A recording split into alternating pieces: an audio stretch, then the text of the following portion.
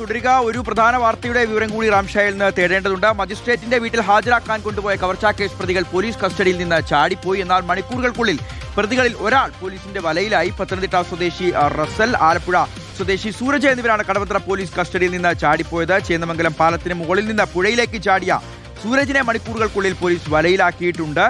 റാംഷ തന്നെയാണ് വിവരങ്ങൾ നൽകാനുള്ളത്. റാംഷ, ഒരാൾ പിടിയിലായിട്ടുണ്ട്. റസലിനായുള്ള അന്വേഷണം എവിടെ വരെ എത്തി?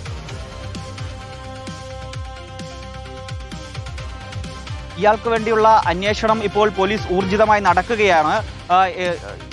ഈ രണ്ടു പേരും ഗേ ആപ്പ് വഴി ആളുകളുമായി ബന്ധം സ്ഥാപിച്ച് അതിനുശേഷം ഇവരെ വിളിച്ചു വരുത്തി കവർച്ച നടത്തുക എന്ന ഒരു രീതിയാണ് അവലംബിച്ചു പോകുന്നത്.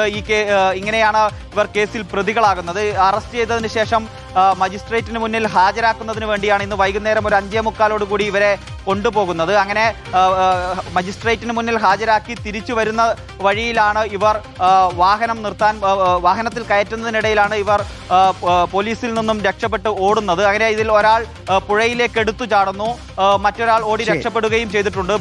പിന്നീട് നടത്തിയ പരിശോധനയിലാണ് ഒരാളെ പോലീസിന്റെ പിടിയിലാകുന്ന സാഹചര്യവും ഉണ്ടായത്.